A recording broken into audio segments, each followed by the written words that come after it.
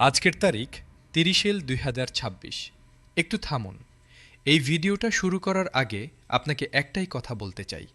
আজ ৩০ এপ্রিল ২০২৬ তারিখে বাংলাদেশের ইতিহাসে এমন একটি ঘটনা ঘটেছে যা নিয়ে আগামী বহু বছর মানুষ কথা বলবে, এবং সেই ঘটনার সবচেয়ে নির্ভরযোগ্য বিবরণ আপনি পাবেন এই ভিডিওতে। কিন্তু সেই বিবরণে যাওয়ার আগে আমি আপনাকে একটা প্রশ্ন করতে চাই। আপনি কি কখনো সেই মুহূর্তটার কথা ভেবেছেন যখন মাসের শেষে বেতন পেয়ে বাজারে গিয়ে হিসাব মেলাতে পারছেন না?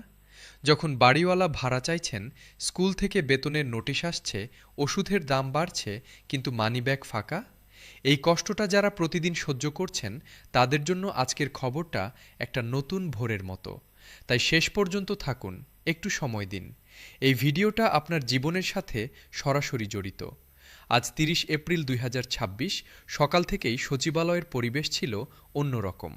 যারা নিয়মিত সচিবালয়ে যাতায়াত করেন তারা বলছেন এত ব্যস্ততা তারা অনেক দিন দেখেননি। বড় বড় কর্মকর্তারা একের পর এক বৈঠকে ঢুকছেন, ফাইলের পর ফাইল যাচ্ছে, এবং সেই ব্যস্ততার কারণটা দুপুরের পর স্পষ্ট হয়েছে। আজ বাংলাদেশের পে কমিশন তাদের বহুল প্রতীক্ষিত চূড়ান্ত সুপারিশ সরকারের হাতে তুলে দিয়েছে, এবং সেই সুপারিশ পাওয়ার পরপরই প্রধানমন্ত্রী তারেক রহমান একটি জরুরি বৈঠক ডেকেছেন। সেই বৈঠকে যা সিদ্ধান্ত হয়েছে তা এখন পুরো দেশে আলোচনার ঝড় তুলছে। কিন্তু এই সংবাদে যাওয়ার আগে একটু পেছনে তাকানো দরকার, কারণ আজকের এই মুহূর্তটা হঠাৎ করে আসেনি। এর পেছনে আছে ১১ বছরের দীর্ঘ সংগ্রাম। ২০১৫ সালে অষ্টম জাতীয় বেতন স্কেল এসেছিল। তখন বলা হয়েছিল সব ঠিক হয়ে যাবে, কিন্তু বাস্তবে কি হয়েছে? ২০১৫ থেকে ২০২৬ পর্যন্ত এই ১১ বছরে বাজারে চালের দাম বেড়েছে প্রায় দ্বিগুণ, বাসা ভাড়া বেড়েছে ৩ গুণ, সন্তানের স্কুলের বেতন বেড়েছে ৪ গুণ, চিকিৎসার খরচ বেড়েছে ৫ গুণ, কিন্তু বেতন সেই আগের জায়গাতেই প্রায় দাঁড়িয়ে আছে। এই বৈষম্যটাই কর্মচারীদের বারবার রাস্তায় নামিয়েছে, বারবার আন্দোলন করতে বাধ্য করেছে, এবং সেই দীর্ঘ সংগ্রামের ফলটা আজ ৩০ এপ্রিল ২০২৬ তারিখে পাকতে শুরু করেছে। প্রধানমন্ত্রী তারেক রহমান আজকের বৈঠকে এমন কিছু কথা বলেছেন যা এর আগে কোনো প্রধানমন্ত্রী এত সরাসরি বলেননি। তিনি বলেছেন, আমি জানি এই দেশের একজন চতুর্থ শ্রেণীর কর্মচারী প্রতিদিন সকালে উঠে কোনো পরিস্থিতিতে অফিসে আসেন, পরিবারের মুখের দিকে তাকিয়ে বের হন, মাসের বেতন কিভাবে ভাগ করবেন সেই চিন্তা মাথায় নিয়ে কাজ করেন, রাতে ঘরে ফিরে আবার সেই হিসাবের মুখোমুখি হন। এই মানুষটা তার সাধ্যের চেয়ে বেশি কষ্ট করছেন। এই কষ্টের প্রতিদান দেওয়াটা আমার সরকারের সবচেয়ে বড় দায়িত্ব, এবং আজ আমি সেই দায়িত্ব পালনের প্রথম এবং সবচেয়ে গুরুত্বপূর্ণ পদক্ষেপটি নিচ্ছি। এখন আসি সেই তথ্যে যা আজকের ভিডিওকে সত্যিকারের বিশেষ করে তুলেছে। পে কমিশনের চূড়ান্ত সুপারিশে যা আছে তা শুনুন মনোযোগ দিয়ে। প্রথমত, সকল গ্রেডে মূল বেতন ন্যূনতম ৫০% বৃদ্ধি করা হবে। দ্বিতীয়ত, নিম্ন গ্রেডের কর্মচারীদের ক্ষেত্রে এই বৃদ্ধির হার ১০০% পর্যন্ত যাবে। তৃতীয়ত, দেশের কোনো সরকারি কর্মচারীর সর্বনিম্ন মূল বেতন ২০,০০০ টাকার নিচে থাকবে না। চতুর্থত, পেনশন সুবিধা ১০০% বৃদ্ধি করা হবে। পঞ্চমত, বাড়ি ভাড়া ভাতা, চিকিৎসা ভাতা, শিক্ষা ভাতা এবং যাতায়াত ভাতা প্রতিটি নতুনভাবে বাস্তবসম্মত হারে নির্ধারণ করা হবে। এই ৫টি বিষয় একসঙ্গে বাস্তবায়িত হলে বাংলাদেশের সরকারি চাকরির চেহারাই বদলে যাবে। এই সুপারিশের সঙ্গে আরও একটি তথ্য আজ বেরিয়ে এসেছে যা এতদিন অনেকে আশাও করেননি। আজ ৩০ এপ্রিল ২০২৬ তারিখে সরকারের একটি উচ্চ পর্যায়ের সূত্র নিশ্চিত করেছে যে নতুন বেতন স্কেল যে তারিখ থেকে কার্যকর ঘোষণা করা হবে সেই তারিখ থেকে এখন পর্যন্ত যে পার্থক্য তৈরি হবে তা বকেয়া হিসেবে পরিশোধ করা হবে। একসঙ্গে না হলে কিস্তিতে দেওয়া হবে। এই একটা তথ্যই আজ হাজারো কর্মচারীর মুখে হাসি ফোটাতে যথেষ্ট, কারণ অনেকেই ভেবেছিলেন বকেয়া বোধহয় পাওয়াই যাবে না। কিন্তু আজকের সংবাদ তাদের সেই ধারণা ভেঙে দিয়েছে।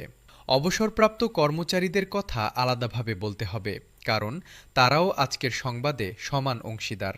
যারা সারা জীবন দেশের জন্য কাজ করে অবসরে গেছেন এবং এখন সামান্য পেনশনে কোনো রকমে দিন পার করছেন, তাদের জন্যও আজ সুখবর এসেছে।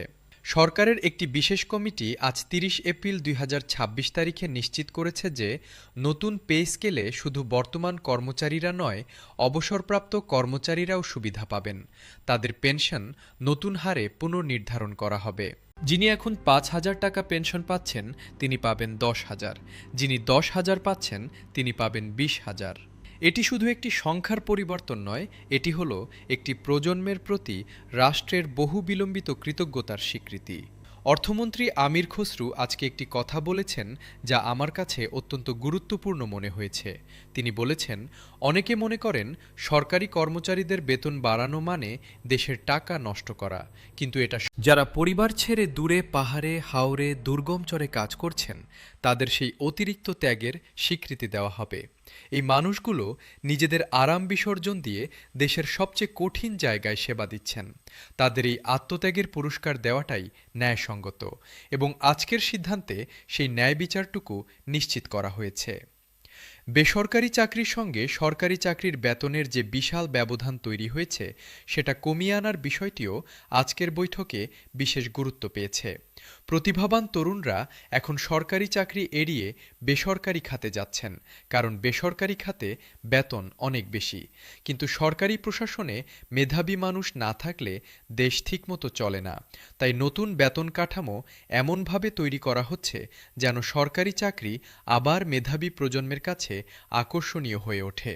এটি শুধু কর্মচারীদের জন্য নয়, পুরো দেশের জন্য একটি দীর্ঘমেয়াদী বিনিয়োগ। এখন সবচেয়ে বড় প্রশ্নটার উত্তর দেওয়া দরকার, ঘোষণা কবে আসবে? আজ ৩০ এপ্রিল ২০২৬ তারিখে সরকারের একটি বিশ্বস্ত সূত্র জানিয়েছে, আগামী ৫ কর্মদিবসের মধ্যে বাজেট সংশোধনের প্রাথমিক প্রস্তাব চূড়ান্ত করা হবে। এরপর মন্ত্রিপরিষদের বিশেষ অধিবেশনে সেই প্রস্তাব পাশ হবে এবং তারপরই আনুষ্ঠানিক ঘোষণা আসবে। মানে, যে ঘোষণার জন্য এই দেশের লক্ষ লক্ষ মানুষ ১১টা বছর অপেক্ষা করেছেন, সেই ঘোষণা এখন আক্ষরিক অর্থেই হাতের কাছে। আর মাত্র কয়েকটা দিনের অপেক্ষা। একজন সরকারি কর্মচারী সংগঠনের নেতা আজ অশ্রুসিক্ত চোখে বলেছেন, আমরা ১১ বছর লড়াই করেছি, অনেকবার ভেঙে পড়েছি, অনেকবার মনে হয়েছে আর হয়তো হবে না, কিন্তু আজকের দিনটা দেখে মনে হচ্ছে সেই সব কষ্ট বৃথা যায়নি। প্রতিটি স্মারকলিপি, প্রতিটি আন্দোলন, প্রতিটি রাত জেগে কাটানো মুহূর্ত আজ একটা ফল দিতে চলেছে। আমরা কর্মচারীদের বলতে চাই, আরেকটু ধৈর্য ধরুন, আপনাদের লড়াই শেষ পর্যন্ত সফল হতে চলেছে।